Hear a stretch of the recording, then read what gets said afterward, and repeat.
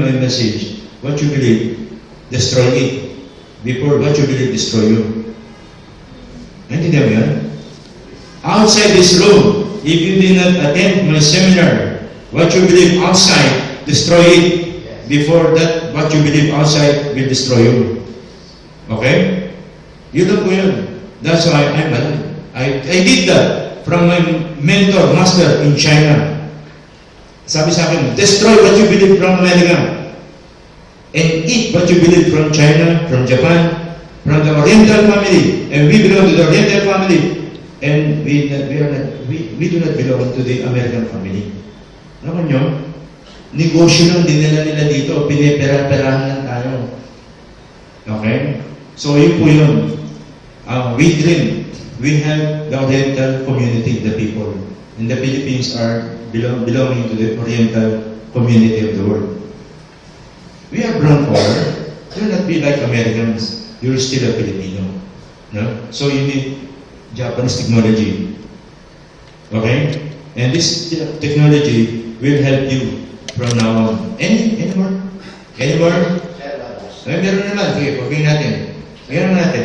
Sir, ano lang, let's say combination sa atin. Combination ng aloe vera at saka ito.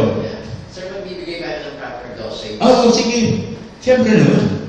Kasi baka sabihin mo na lang, sinabi ko na, tapos hindi ko inom dahil walang dosage. Bibigyan kita.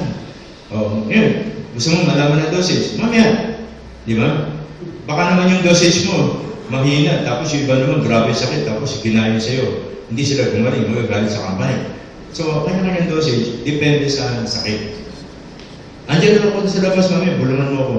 Ako yung ganito. O ito, dosage mo ganito. This lang. Di ba? So, ang dosage po nyo depende sa mga problem ng katawan. Tulad ng insulin, non-insulin, producing organ. Iba dosage po nun kaysa kanya. Di ba? So, pagdating sa dosage, confidential yun. Walang bayad yun. Basta dito tayo nagtanungan. Pero pag lumabas ako ng opisina, pinapunta mo ako sa bahay, may bayad yun kasi mausahin ako eh. Tama. Siyempre. Okay ba? Yan yun. Okay? Nasa inyo yun. Pwede mo magbigay ng dosage. Kinakailangan, ano naman kayo, di ba? Sige po. Kayo po, ma'am. Dok, kayo pa po ba yan yung may blood sa... Blood clot. Ang blood clot po ay bara. Sa ulo po? Oo, dito. Eh, di, na-stroke na yan. Opo, that's... Oo, ito mo, na-stroke na. Kaya naman. Pero, may kasama acupressure approach. Technology yan eh. Babae laki. Ilan ang bara? Paralyzed. Numb. Manhid. Hindi na po. Patay na ang kalahati ng katawan. Okay naman po. Okay pa? Okay na, nakasurvive po kasi siya sa stroke. Tapos, nag-healthy eating naman po siya. Parang lagi nga po kinakount yung yung kinakain niya.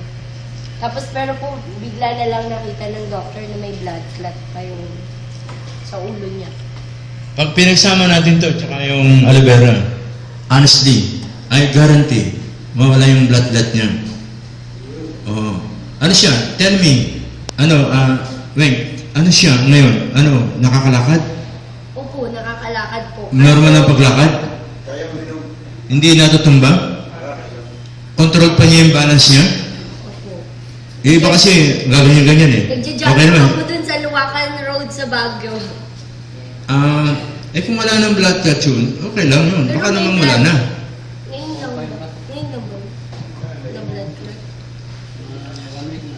O meron po kayong alam na na-stroke, basta wag mo na ho yung lampas ng 1 year na na-stroke.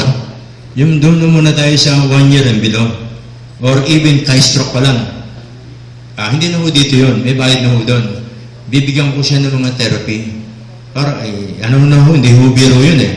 Sa kanya ka lang, mapagaling natin. Okay, tapatan. Ang gagamitin ko po, ito, tsaka yung aloe vera. Tapos, nahanap ako ng mga katulong pa. Kung wala na, ako na lang po bahala. Yun po yun. Pero majority, ito, tsaka yung aloe vera. Ito, hindi pala ito, microphone na pala ito. Ito. Okay, ganun ako eh.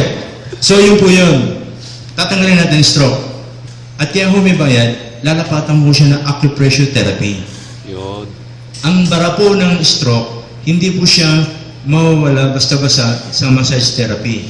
Kasi yung na-stroke po doon, yung ugat sa loob ng bungo na nandun sa utak, sa mismong brain tissue. Yung mga ugat, konektado sa heart.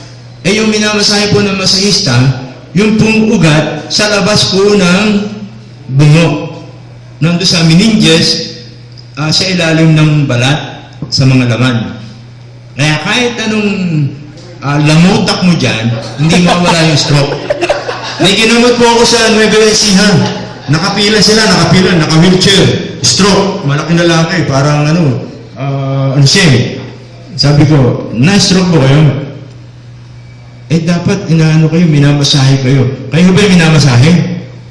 Sabi niya, nilalamutak pala si mama. Araw-araw, hindi naman araw, kundi siguro 3 times a week. Dito siya binabanatan, pero naka-wheelchair pa rin. Kasi sabi ko, kahit lamutakin kayo, kahit hatawin pa kayo ng silya sa ulo, hindi mo mawala structure. Bakit? Ang bara po nyo, nasa utak po ang bara. Wala ho dito sa labas ng skull o ng buto. Nandun po sa loob ng buto.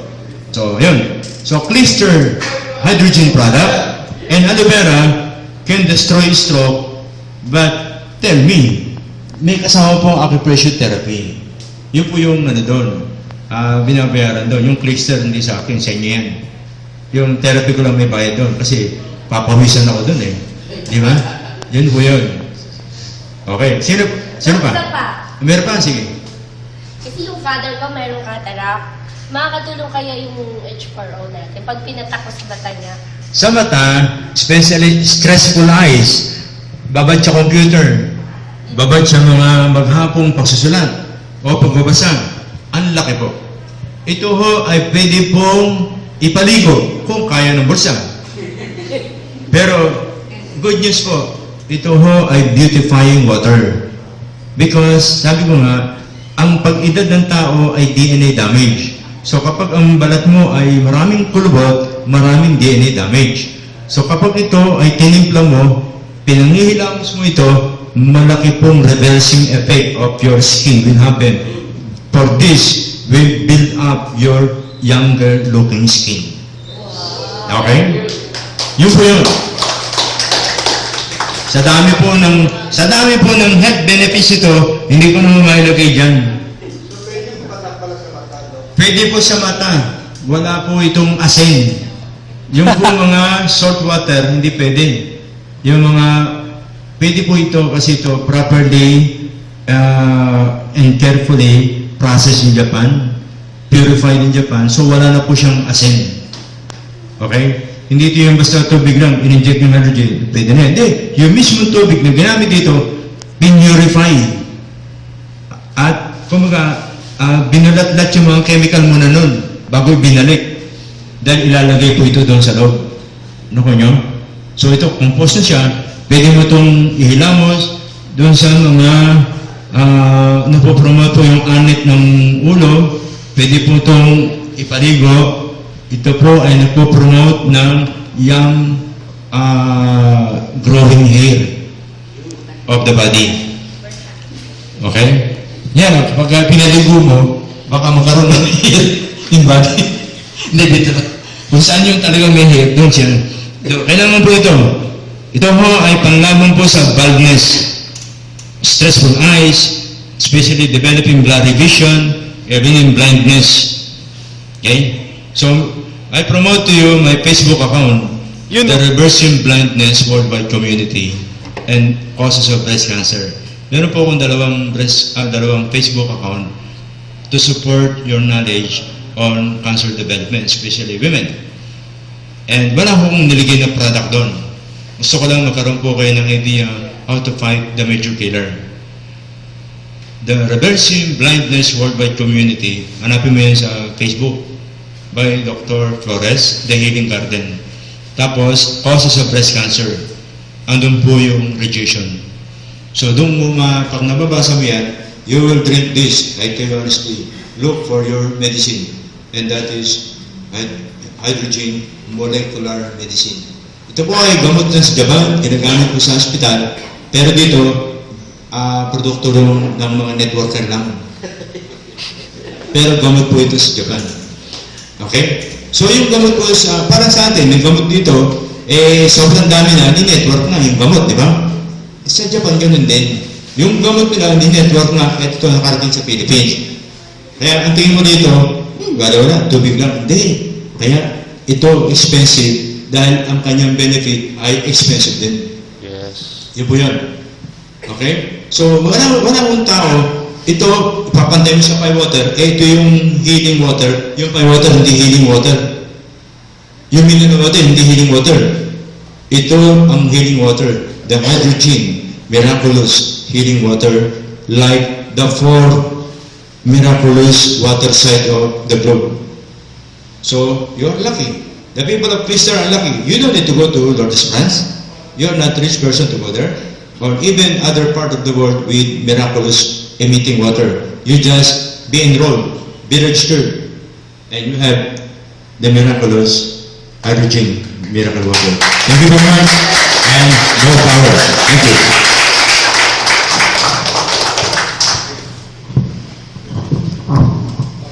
Palakpakan naman po natin si Doc. Actually, tuloy-tuloy po yun, pero marami tayong natutunan, and I hope madala natin yan.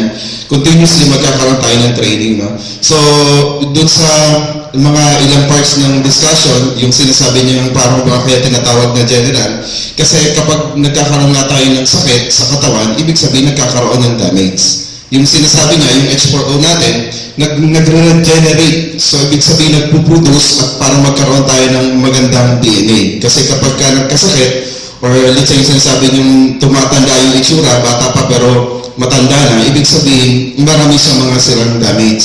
No? Kaya kanina po pag salamin ko, sabi ko parang buong-buo yung mga DNA ko. Yeah! Power! Sa totoo, hinihilamos ko po talaga yun. Hinihilamos ko yung H4O. Kaya tingnan nyo. Yeah! Okay. So anyway, yung pong ganito, no? Yung pong since na nandito tayong lahat, at yung may available na rin lang naman ho kayong dala ngayon, nagkausap po kami ni Tita Sin kanina, only for today, pwede po kami magbigay ng 20% discount sa H4O products, only for today. Okay, so kung bibili po kayo from distributor price, i-discount po natin ng 20%. Okay? So, kung malapit-tipit ang bahay nyo at makakapag-withdraw kayo, mag-withdraw na kayo, bumili kayo, ngayong araw lang to. So, wala na hong lalapit mamaya na pwede bukas, pwede Monday. So, hanggang ngayon lang pong araw na to. Para next time, pag may mga training, a-attend po sila. Karapatan nyo lang yun or benefits ng mga taong umattend ngayon. Okay po ba? Okay, so, just to give you an update pala, bago yun, ano? By next week, tapos na po yung meron na pong tayong training na mga gagawin kasi yun po yun naman yung mga naging kulang natin from past, no? Meron tayong po na po ng mga training like yung tinatawag ko po nating basic 1 sa NDO po, no? Yung new distributor orientation. We have the basic 1. Basic 1 is all about what, how, and why network marketing. So, this is exploring and paintindi natin about network. So, business familiarization, para maintindihan mo na dun sa basic 1, ano ang network marketing? Kailan nagiging legal at illegal ang network marketing? Kasi mahirap po turuan yung mga tao kung paano mag-invite, paano mag-present, paano yumaman sa network, kung ang taong itong tinuturuan natin, hindi siya bilib na may potential at maayos ang network marketing. Tama? So ngayon, kung nandun na yung 100% acceptance niya at naiintindihan niya 100% ang network, madali na itong turuan yung basic 2. Ito na yung how to invite, how to present, how to close, yung basic 2 na. So yung ano na, parang kumbaga application na. Okay? And yung basic 3 hanggang basic 4, yun yung mga leadership training na po yun.